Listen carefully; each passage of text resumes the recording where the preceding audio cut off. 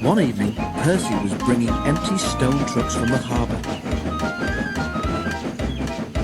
He was tired of his quarrel with Thomas and wanted to be friends again. He had had a good day and was feeling extra pleased with himself. He was so busy thinking how he would tell Thomas and Toby about his expert handling of the trucks that he forgot to keep a good lookout. Too late, he saw a broken branch hanging over the line straight in front of him. He tried to stop, but his brakes wouldn't hold him. The branch hit his smoke box, broke away and crashed to the ground. "Ouch!" he exclaimed a moment later. Percy was more startled than hurt, but his front was still sore when they reached the shed.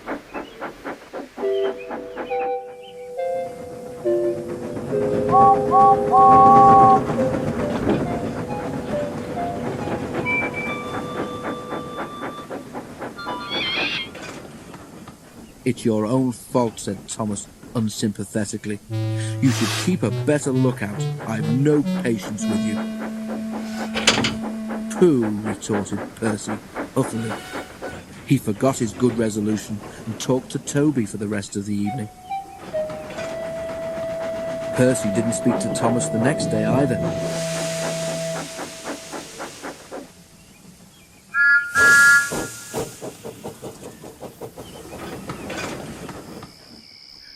"I say, Toby," he said in the shed that evening, "what's a drip? Do you know?" Toby pondered. "It's when rain comes through a hole in your cab and fireman hasn't got time to mend it," he decided at last. "That's silly," objected Percy. "I heard a boy on the platform call his friend one this afternoon. I'm sure he couldn't have come through a hole in my cab," he added earnestly.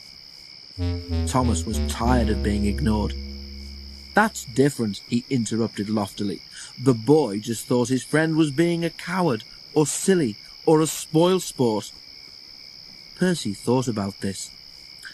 "So if," he suggested reflectively, "if you stopped me from doing something nice, would you be a drip, Thomas?" "You're the drip," answered Thomas crossly. "Now go to sleep like a sensible engine and stop talking nonsense." Percy was offended. Instead of going to sleep, he became even more determined to pay Thomas out.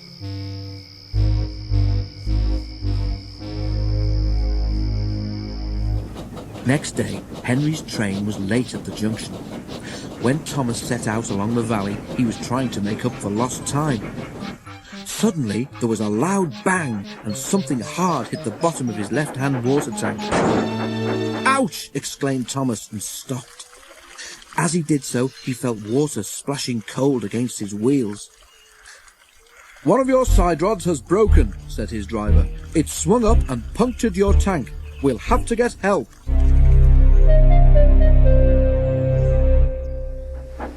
At Farquhar, Percy was shunting.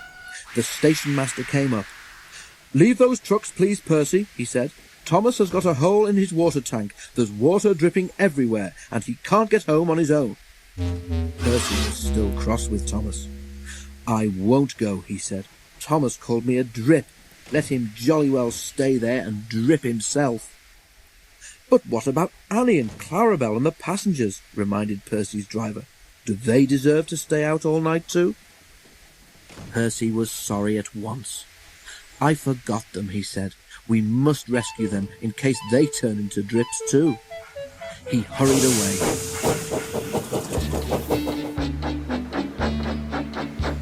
He found Thomas near the river. Everyone was glad to see him, and the passengers thanked him for coming. I'm sorry I was rude, said Thomas as Percy helped him back to the shed. That tank of mine turned me into a bigger drip than we expected, didn't it? Can we be friends again, please? Percy was delighted to agree.